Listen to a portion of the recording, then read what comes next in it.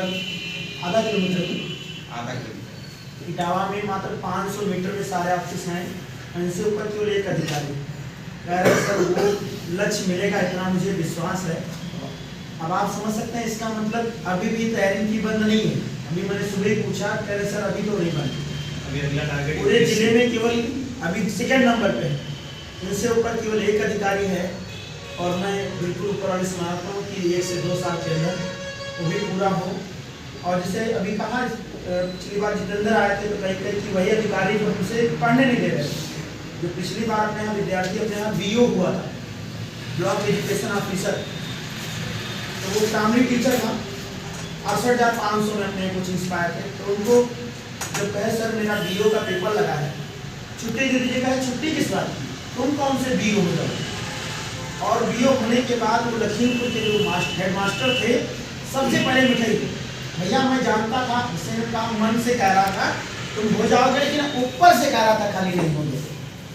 तो जिस दिन तुम हो जाओगे ना तो जो सामने वाला वो मन होगा, अंदर होगा, सब वो कहेगा नहीं मन से मैं बहुत चाह रहा था तुम्हारे, ठीक है। तो GD में जितना दम हम लगाए एकदम लगा लीजिए, लक्ष्य नहीं रुकेगा, इतना मुझे मालूम। आप भी जानते हैं ये इनका एक अपना स्टेटस, एक अपनी मेहनत रही। विशाल जानते हैं या छोटू जानते हैं, अपने संस्थान में 5 से 7 विद्यार्थी ऐसे हैं जो 4थी 5वीं पोस्ट पा चुके हैं। ये पुराने बच्चे जानते हैं, एक नहीं मतलब एक पाए थे पहले SSC की, फिर UP छोड़े गए, SSC अच्छा है, SI ट्रेनिंग चले गए, बढ़ते जा रहे हैं। तो 2 चीज़ें हैं, थोड़ा सा मेहनत करिए, थोड़ी सी इधर से मेहनत है, आपसे मेहनत है, और जिस दिन आपको नौकरी मिल जाएगी ना, जो भी लोग बोल रहे हैं वो अपने आप क्या हो जाएगा, बंद। लेकिन जब आप पाएंगे तभी क्या होगा, ये बंद होगा ही जाना। अपने लक्ष्य को हमेशा सीक्रेट रखिए, ओपन न कीजिए। आपके दिमाग में रहनी चाहिए बात। आप बोल देंगे, पहले से बताएंगे ये हम करने जा रहे हैं, हम वो कर रहे हैं, ये कर रहे हैं, तो वो नहीं करना चाहिए। अपने आप को थोड़ा कंट्रोल रखना चाहिए। जैसे हमारे पास सोच आए, हमने सिर्फ सर को भी बताया, मतलब फ़ोन किया था सर ने, लेकिन हमने कहा सरप्राइज देंगे, सामने कल फ़ोन ही कर दिया। तो हमने कहा सर आ रहे हैं कल। मुझे कुछ काम था इसलिए मैंने इनको फ़ोन किया। ये कहते हम बिना बताए सर के पास जाएंगे, तो हम आपको सुबह बताने चाहिए ना। तो अब मैंने फ़ोन किया तो कहे सर मैं कल आऊँगा, मैं आ चुका हूँ ज्वाइनिंग करके। तो मुझे ये बात पता थी, और बात अभी मैं इन TT वाले बच्चों से मैं कह रहा था, देखिएगा मेरे जीवन में 5 विद्यार्थी ऐसे रहे हैं जो 5 पोस्टें पाने के बाद हमेशा मैं तो गुड मॉर्निंग नहीं कर पाता। इनका एक सुबह का मैसेज डेली का होता है गुड मॉर्निंग, मैं हफ्ते में 3-4 दिन के बाद रिप्लाई कर लेता हूँ, लेकिन इनका पहला मैसेज होता है सर गुड मॉर्निंग। मेरा नहीं होता, झूठ क्यों बोले, ये भी जानते हैं कि मेरे सर का नहीं होता। मैं 2-3 दिन के बाद कभी रिप्लाई कर पाता हूँ कि हाँ गुड मॉर्निंग, लेकिन इनका सुबह वही 5-5:30 बजे ना, 5-5:30 बजे का पहला मैसेज होता है। मेरे फ़ोन का 2 मैसेज, एक तो धर्मेंद्र का पहला मैसेज इनका पहला होता है, इनका दूसरा, राहुल का तीसरा मैसेज होता है। सावन को ये 5-6 विद्यार्थी हैं जो 5:30 से 6 के बीच में मैसेज होता है। अच्छा मैं जब फ़ोन खोलता हूँ तो हमारे पास वही 5 मैसेज होते हैं। तो कभी कभी तो गुड मॉर्निंग कहता हूँ, सबको कह लेता हूँ, और जब नहीं कह पाता हूँ तो फिर 2-4 दिन में अरे कभी शाम को गुड मॉर्निंग कह लेता हूँ जब याद आता है। ठीक, तो बस अपना लक्ष्य आप बनाए रखें। और जैसे एक बात कभी किसी से बताई नहीं कि मैं तैयारी कौन सी करता हूँ।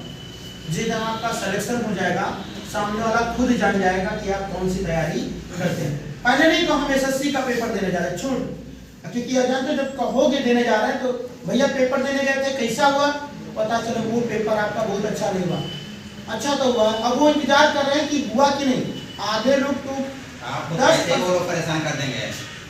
अगर उनको पता चल गया कि आपका नहीं हुआ तो वो आपको ऐसे जैसे छत्ते में मधुमक्खियाँ चिपटते हैं, तो आपको पूछ के आपको परेशान कर देंगे। मतलब जो आपको कॉन्फिडेंस वो आपको गिरा देंगे, ऐसा होता है। पिछली बार जब मेरा TT में हुआ था तो मैंने बताया नहीं था, लेकिन उनको पता चल गया कि दूसरे माध्यम से, क्योंकि एक और साथी थे मेरे, उन्होंने बता दिया।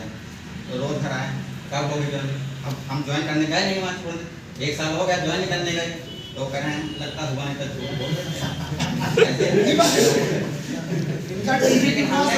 हमने साइलेंट रखा, मतलब अपने आप को कहेंगे तो, लेकिन हमारे पास प्रूफ है, हमारे पास लेटर है, 4 DIS के लेटर हैं, 4 प्रबंधक के लेटर पड़े हुए हैं हमारे पास, रिमाइंडर भेजा कि आप ज्वाइन करिए आके, लेकिन मैंने कोई रिप्लाई ही नहीं किया। कि जानना कि नहीं जानना। टीजीटी की नौकरी सोचते हैं, इंटर टाइल्स की नौकरी कह रहे हैं, लेकिन इनको विश्वास था। मैंने पूछा कहे सर मुझे विश्वास है, मेरा मेंस इतना अच्छा हुआ है कि इंटरव्यू के लिए कॉल आना एकदम कंफर्म। पहले कह दिए कि सर मेरा मेंस इतना अच्छा हुआ है। ये अच्छा, ये बात इनकी मेरे अलावा कोई नहीं जानता, कोई नहीं जानता, मेरे अलावा ये बात कोई नहीं जानता कि कब इनका कैसे क्या हुआ। तो बस ऐसा ही कुछ आप कर दीजिए, आपके घर वालों के अलावा बगल वाले पड़ोसी को न पता हो कि आप पढ़ते कहाँ हो, कहाँ जाते हो, क्या करते हो, क्या नहीं करते। अभी किसी को नहीं पता। गाँव में सबको ये लग रहा कि मेरा प्रमोशन हुआ, मेरा 7 साल हो गए थे, तो उनको लग रहा था कि अब प्रोविजन पीरियड बीत चुका था, अब प्रमोशन का टाइम था, इनका प्रमोशन हुआ है।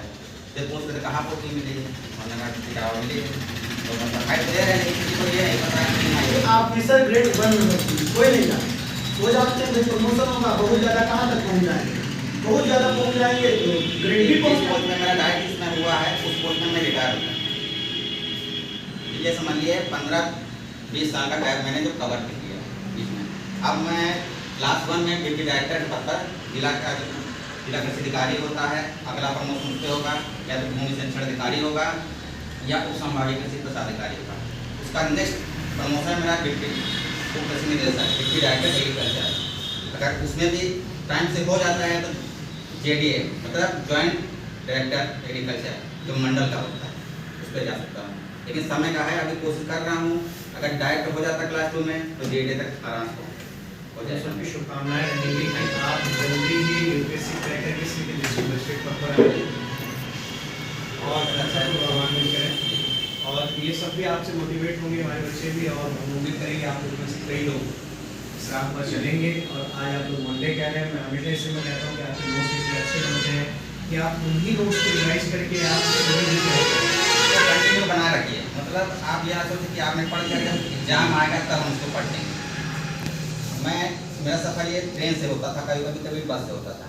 तो ट्रेन में क्या करता था, मैं जानता था 1 घंटे समय है, फिलहाल लगा के चुपचाप लेट जाता था, ऊपर वाली बढ़ता पढ़ना है। बस आपको ससरी नज़र में देखना है, आपको पढ़ना नहीं है। एक बार देख लिया आपको नज़र में बनता रहेगा, बार बार रिवाइज होता रहेगा अपने आप। जब मैं TT कोचिंग करता था यहाँ पर, सर सबसे पीछे बैठा था, तो सर कहते थे नोट कहाँ है, मेरा नोट नहीं, कैसे पढ़ोगे, कैसे मेरा क्लास उसका कुछ कर TT आराम से हो गया। मतलब सर की बात को ध्यान से सुनते रहिए, विश्वास उन पर रखिए। सब पर सर पर विश्वास रखेंगे, तो गुरु ऐसा होगा वो आपको एक गुरु ऐसा होता है जो आपकी उन्नति से खुश होता है। और ये मत सोचिए रिश्तेदार कहने को होते हैं कि हमारे रिश्तेदार हैं, कहने के हैं खुशी है, पैसा मांगना होगा तो भाई फोन करेंगे, यदि पैसा दे दिया, उलट के पैसा मांग लिया तो उनसे बड़ा कोई दुश्मन नहीं है। क्योंकि मेरा कम से 3.5 लाख रुपए फंसा पड़ा हुआ इस तरह